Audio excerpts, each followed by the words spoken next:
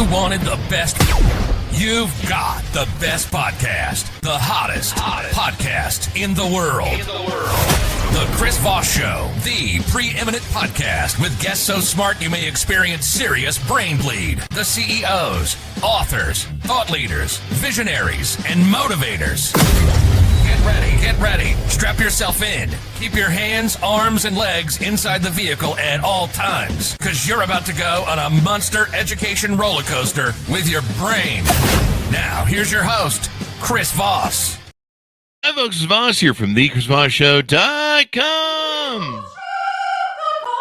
There you go, ladies and gentlemen. The Iron Lady sings that, makes it official. Welcome to the big show. I hope you're all strapped in today. I'm strapped in, Mommy. Ready to There you go. Welcome to the big show, as always, for 16 years, going on 17, 2,600 episodes of the Chris Voss Show, because it seemed like a good idea at the time, and it still is. We have the most amazing authors on the show, so make sure you're first to your family, friends, and relatives. Go to goodreads.com/Chris Voss, Facebook.com/Chris Voss, YouTube.com/Chris Voss, Chris Voss won the TikTok, and I don't know, wherever all the places we are on the internet. We have an amazing young man who's joining us today on the show. We're going to be getting into it with him. His book is entitled Artificial Intelligence and Machine Learning in Human Resources, a Concise Guide. Today, we are joined by Dr. Rasmussen. We're going to get into it with him and talk to him. His first name is Curt. He goes by C. Rasmussen if you look up his books on Amazon, just so you can find him easy there, folks. And we're going to talk to him about his experience and everything else. Welcome to the show, Dr. Rasmussen. How are you? Thanks. I'm doing great. By the way, I love your intro. And I was just wondering what happens if I stick my arms outside the, confines of. It might get cut off. Yeah, it's a Wow. roller coaster. That's what they tell you. So, you are a leading expert in industrial organizational psychiatry with a PhD from Walden University. You specialize in blending human skills with artificial intelligence. Is that what they call simulation? And machine learning to make workplaces better and more efficient. Years of experience in research, consulting, government roles. He helps businesses use data and tech wisely. Because why should we use it wisely when we can just use it recklessly? Curt, what do you think about that? Well, I guess if we want to get the benefit, wisely is the best. No, let's hook up AI to nuclear systems and just see what happens. I think what could go wrong, right? What could go right? That's true too. That may actually be the thing. It's like something could go right, and then that disappoints a lot of people because profit and whatnot.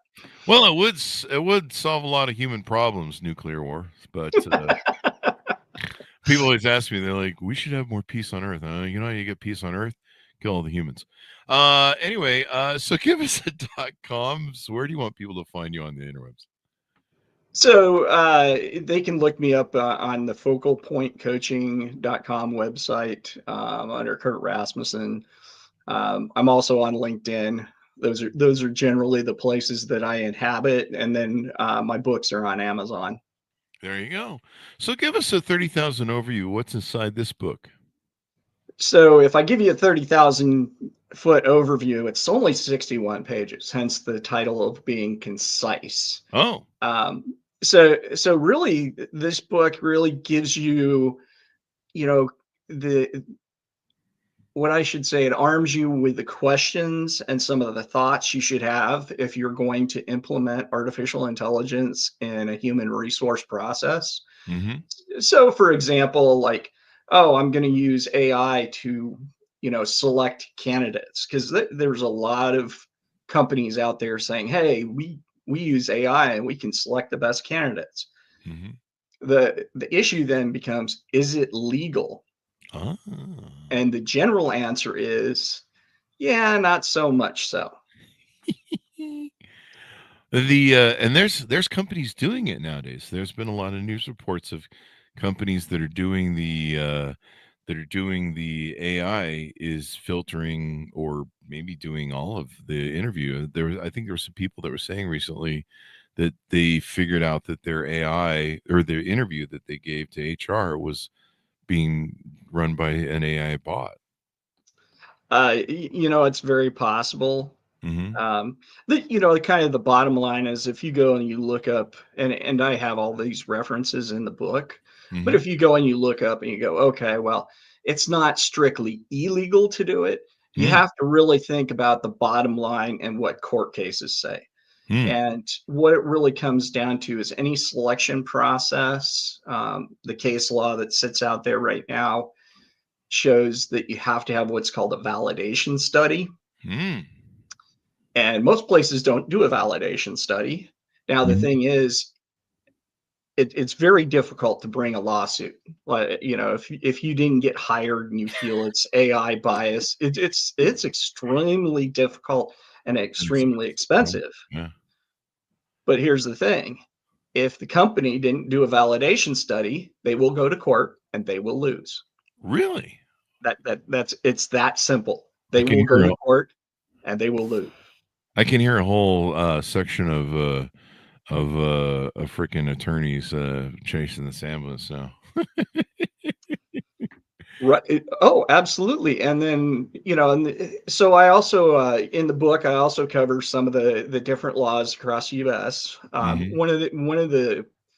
One of the key laws that's out there is actually the Virginia Consumer Data Protection Act. Oh, really? The reason I say that is because there are 8 other states that even have either enacted similar legislation or are in the process. Mhm. But one of the key elements is that data can only be used for the purpose it was collected for. Mm. So criminal background checks, Mhm. criminal data isn't captured so you can do a background check for a job. Mhm. So just think, chew on that. I mean, it's very common to use a service to, check out somebody's background, make sure they don't have a felony. Uh-huh. But that's not a use. That wasn't the intended use for that data. Oh. And we haven't had any lawsuits with that yet. But these are things that somebody could, if you integrate that into your business, and now this is your business model, and now that you get rid of your HR because now you have this wonderful AI, and Mhm. somebody goes and sues you, and you haven't done these steps, it might cost you your company. Oh. Well, that's good advisement to know because people need to know what's going on with all this stuff and whether or not, what the impacts are gonna be of it. And, yeah, I think it's really interesting. I mean, can AI really, like yeah, I don't know. There's a human element to a team, right? Right. And you can when you interview people, you can kind of feel if you have a groove or not, or you jive, or whatever the word is you want to use, but you want to you preview of I guess someone's good on the team, and I don't know that AI is good at. I mean, I don't know. What do you Well, think? I well, guess that's here's the bottom line. So interviews are a terrible way to select people, but as humans, we think we know how to do things. So you don't get past that. So we have over a century of evidence that supports that there are some ways that are great ways to select people, and interviews really aren't them. Uh, Now, with that being said, if you're not doing it good as a human, how are you going to do it better as AI? Because the humans have to program the AI to do what somebody's doing not well. They're doing it poorly. mhm. So how does that work out? So and I would say not well. Not well in the long term. No, well, in the long term. I'm um, being very, very kind to very, very kind. the yeah. So now this book here in particular, this is targeted towards human resources utilizing AI. Then. It's really any business person or yeah, HR, but Hmm. anybody that's like, I'm thinking about putting an AI, I'm having an AI service design, bots. I may have a platform where it does automated selection testing. Hmm. This is really kind of the book that goes, okay, here's some things that you need to be aware of before you go down that road. Ah. Because a lot of these companies, and I respect them, but at the end of the day, you're going to get sales. Sales isn't somebody that's telling you exactly how the AI works. Sales is also not somebody that typically has a background in selection like I do, where they're going to go, okay, here's some things you need to be aware of. Such as, hey, if you don't have a validation study, and oh, by the way, here's a really cool thing about AI. You can't actually conduct a standard validation study with AI because the math behind the AI changes as it's exposed to different data. So Wow. you can't do the statistics. Oh. So how do you do the statistics then? Well, with AI, you don't. Yeah. Yeah. So otherwise, I mean, to not dive too far into geeky statistic stuff, essentially what we're looking at is what's called criterion validity or construct validity. So in other words, we go out and we go, okay, what do you do for a job, Chris? Okay, tell me about the tasks you do. Tell me about the things that you need to know. And then somebody like myself sits down there and we capture all this, and then we develop an assessment, a test based off what you've told us.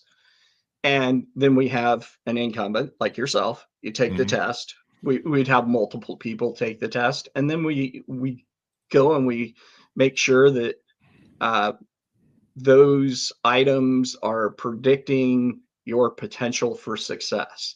So in other words, it's a very involved process, but at the end of the day, what we're trying to do is get you the best return on investment. There you go. Best ROI that you can possibly get. So do you officially approve those AIs being used to interview people and analyze, I guess, resumes and stuff? So, interview people, that would be a non-starter for me. Although I will tell you that the best type of interviewing is called a structured interview. And Oh. AI is going to do a structured interview way better than a human will. But this still goes back to validation. You still have to validate. There you go. Now, could you validate AI doing an interview? Absolutely. Would it be that hard? That is actually something that wouldn't be that hard because the questions aren't going to change. Now, there's ways to wrangle it in, but one of the ways is doing what's called inter-rater reliability statistics on the AI itself. You should be doing it on the humans if the humans are doing interviews. Essentially, what that says is how consistent they are. So, in that fact, an AI interview actually is better. Now, it's not. That doesn't mean it's good. It just means it's better. If you do all the steps. That is a big if, because if you don't know to do this, then you just put something in. You could be doing something that is going to damage you and your company or whatever organization you have. Now, if it's reviewing resumes, there's already been several EEOC cases with large settlements because some company used AI to review resumes. In one case, there was a 800,000, and it may not seem like a lot, but it's all relative to the size of the organization, the business. But there was an $800,000 judgment against a company that used AI screening of resumes because it was rejecting resumes of people that were over 50 and particularly women. Oh, wow. It's discriminated. Yep. Wow. And what was the reason it did it? The functionality was bad, or did just decided? How did it come up with that? Did it? So it did what it was supposed to do because it's math. So It used math. 2 plus 2 equals 4, right? So it's math.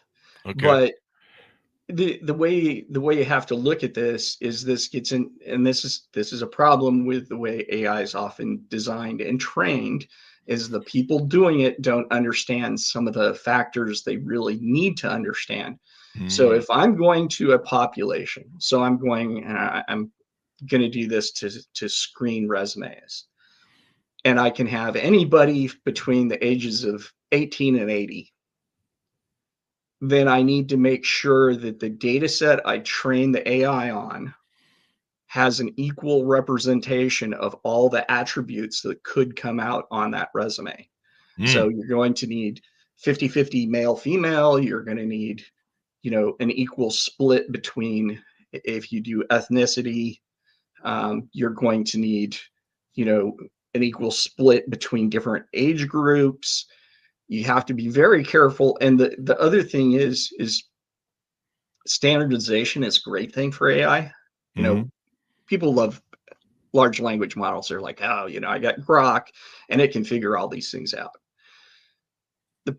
The issue with that then becomes what the probability is of an outlier.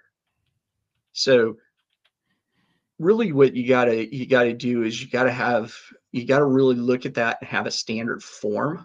So Mm. every time I feed the AI a form that is a unique form, so you get to write your own resume, I have to compensate on my side for that. So I have to make sure that it can read letters in a ribbon. I Mm. have to make sure that it recognizes different types of font. So every time you complicate something for yourself, in the training, Mm. you, you got to compensate for it when you do the programming. So if I just say, okay, here's the standard format, fill out your resume, plug and play, and places are doing this, right? It'll extract the information, Mm. then that's going to give you better results. But you still have to be conscious that what it's being exposed to is going to have maybe a very low representation of women versus men. Oh wow. um, and you have to pay attention to this because over time that algorithm will pick up on the patterns, and the pattern is mostly men. I don't see a lot of women out there dumping trash on trash trucks, right? Mm. So if you just use the people that apply, eventually it's going to say, well, this woman applied, but only men are the ones that are really scoring high. So only a man's going to get the job. So it's not a fire and forget thing. It's something that has to be continuously monitored. Wow. There you go. Otherwise, you break the fair job hires, right? The law Yep. for that. Yeah. And what are some other ways human resources are using machine learning and AI? One of the big ways, and a lot of places are using this, they're using chatbots.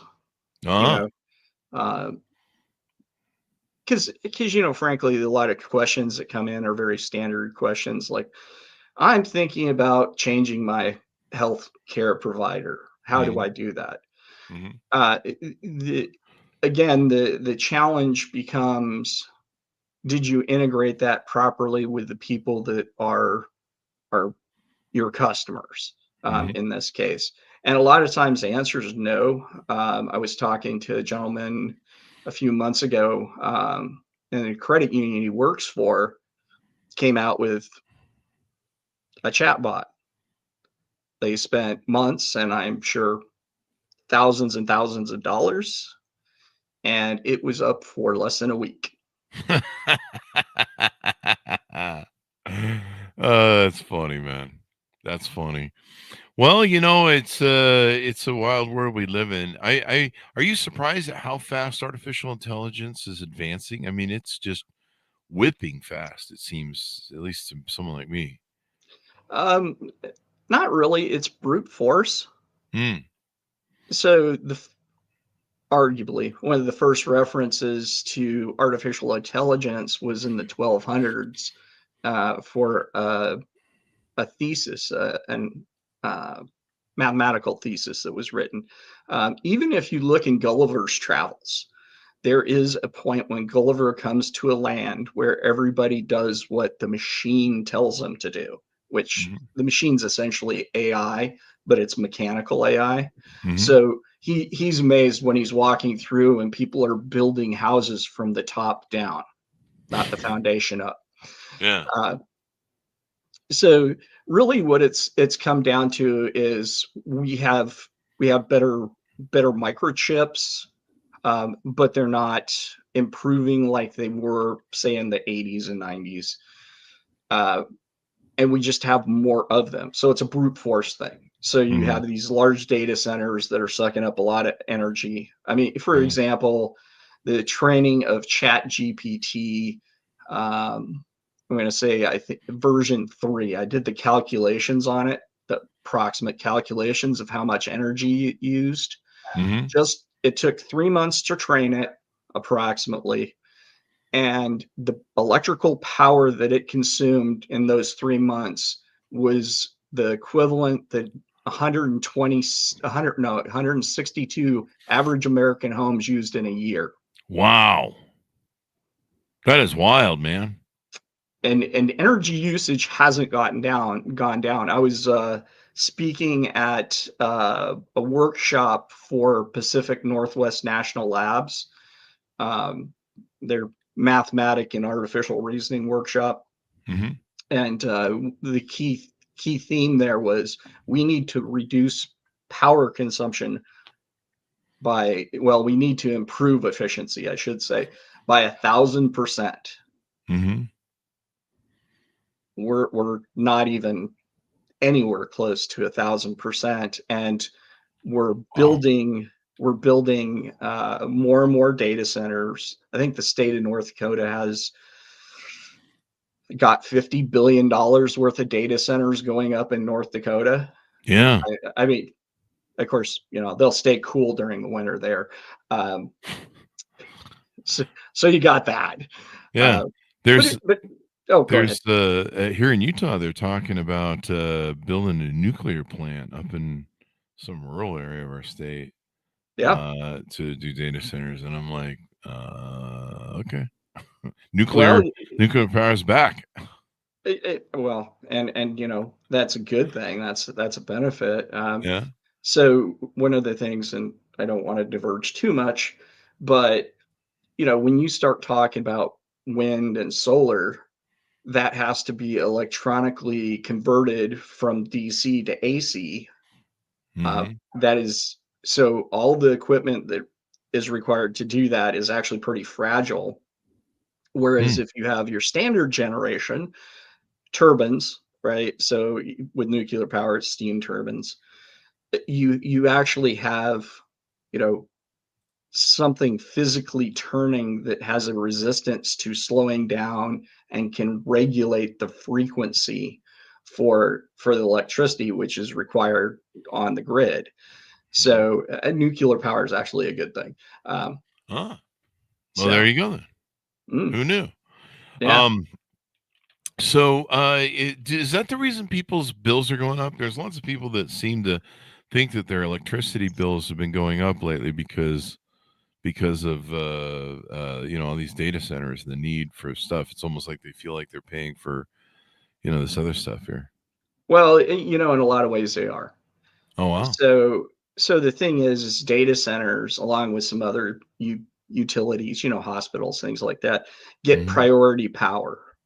So Mm. if power is going to go out, they're going to be one of the last groups to get power cut out, and they're going to be one of the first groups to get power cut in.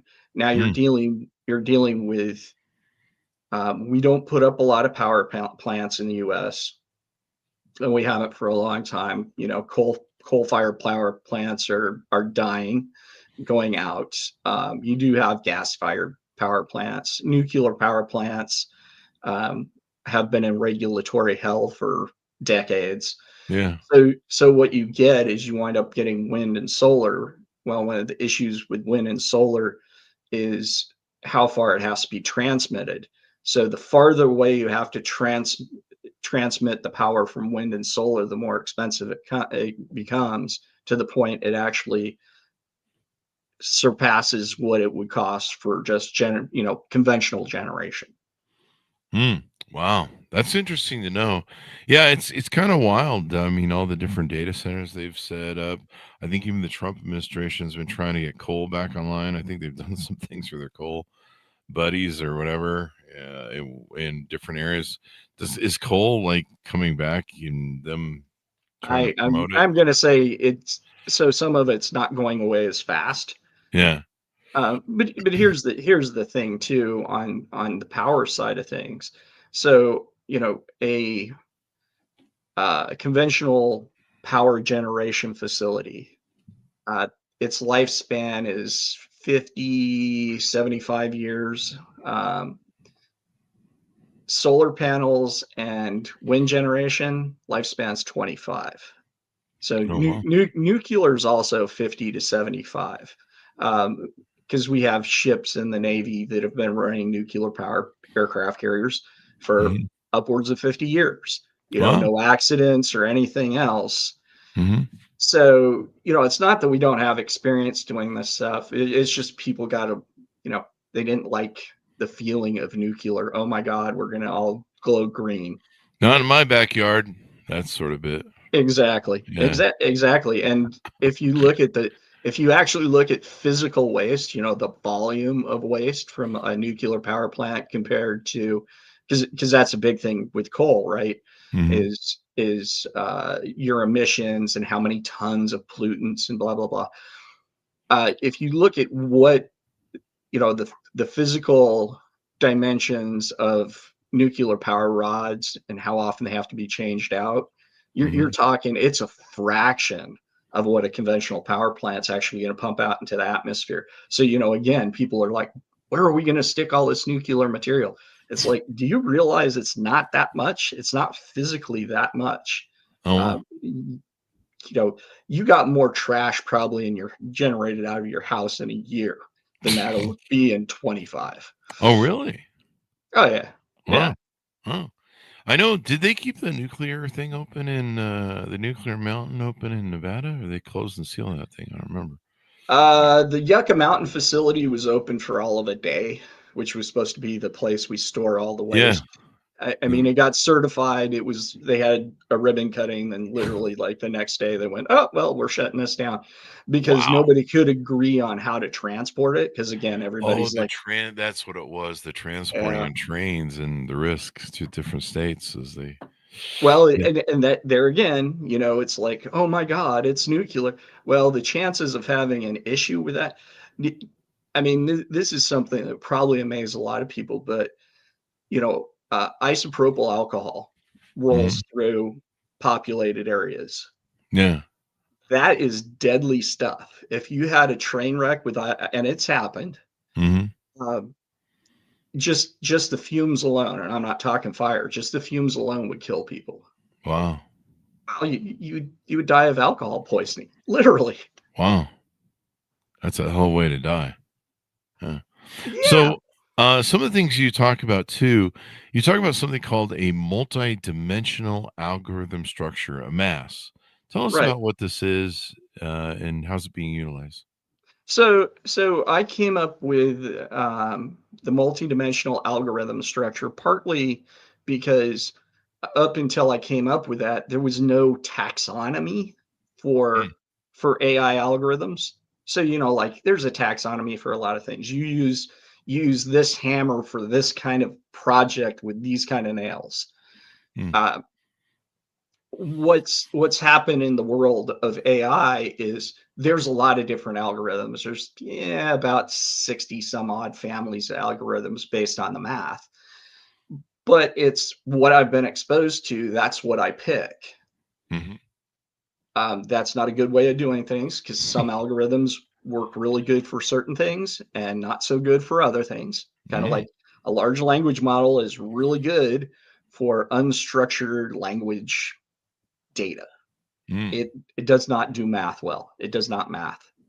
Uh, there are other things that do math well.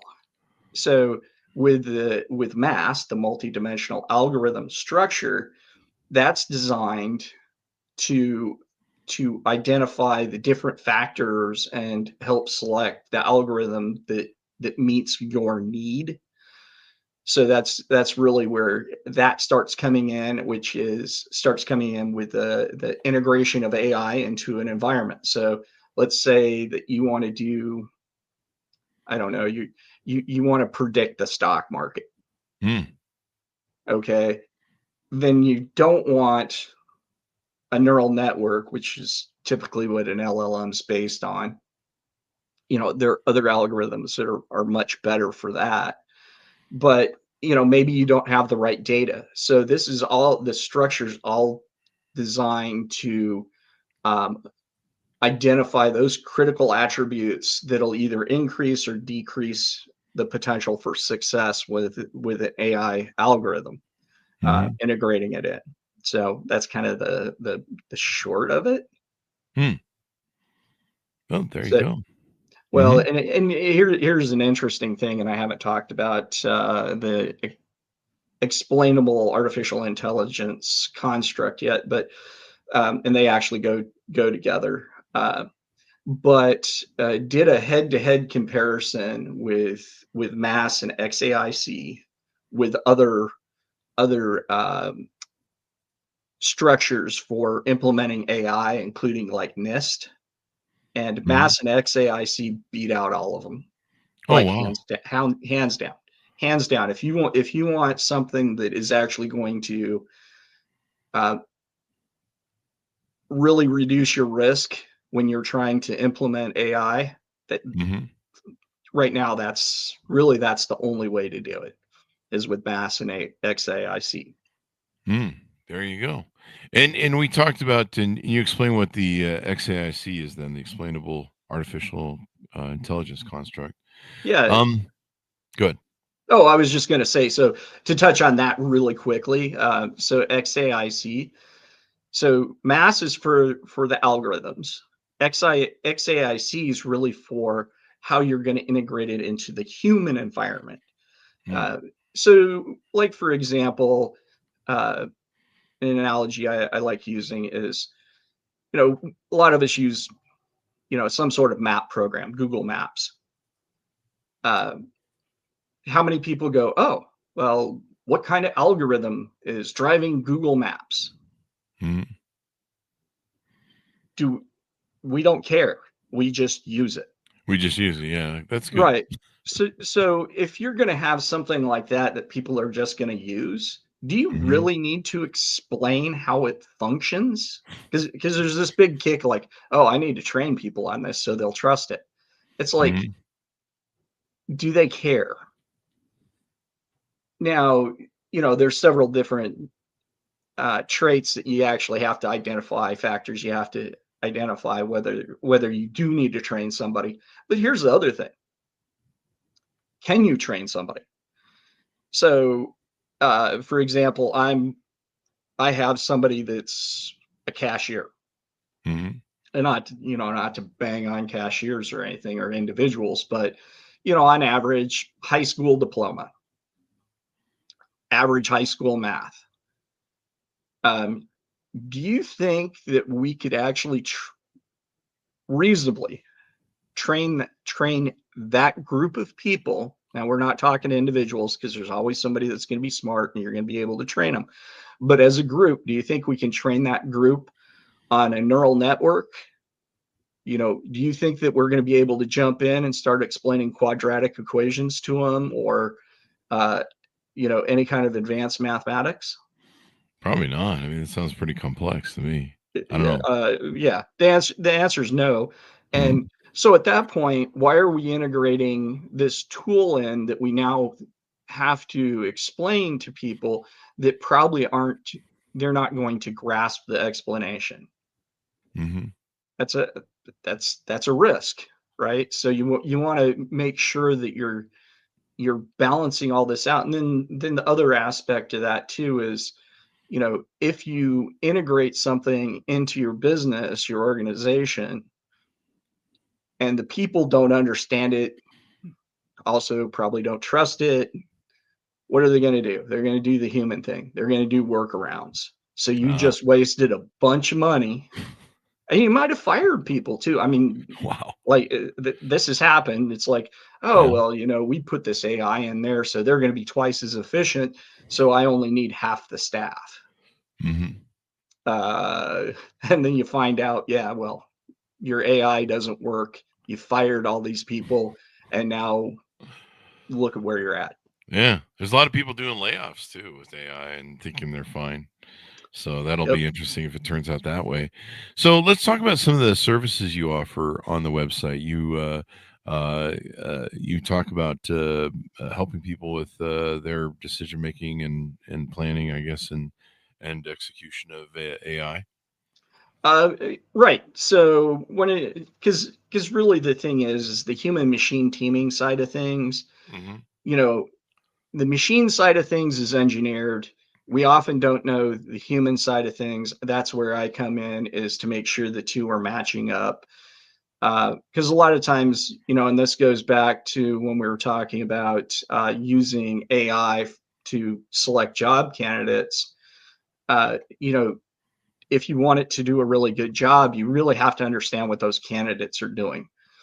Well, what the people doing the job are really doing, because a lot of times we miss something. We think we understand what somebody's doing. So that's part of the services too. So let's say that you haven't done an actual real job analysis and really gotten down to figure out what folks do. That's a service I provide. I can go in there and I can go, okay, here's the knowledge, skills, and abilities. And if you're going to integrate AI into this, this is kind of how you need to do this, so you can augment, even replace, although that's something I would not highly recommend for a lot of things. Hmm. But you want to augment the people. So how do you best do that? And then there's other considerations too, is like, what's the long-term effect? Are we going to lose, knowledgeable workers because they're used to pushing the easy button? That's something. I also do business coaching and executive coaching, where we look at things like management. So it's kind of a holistic deal. So people will go in and they think AI is going to solve a bunch of problems. Well, I'm here with a palette of things to say, okay, well, maybe you can save some money on AI, and we have a better solution for you that's more cost effective. Hmm. And you know one thing that a lot of people don't realize is, just picture this, that you have a business and now you've put AI in place. All Hmm. right, somebody came in, they designed this tool for you, for Chris Voss. Hmm. Awesome. That means that you have one provider. What if they double their price? Ah, What if they go bankrupt? yeah, that would suck. And you lose access to everything. How do, Yeah. how does your work as an organizational psychologist, how does that integrate with some of the consulting you do and stuff?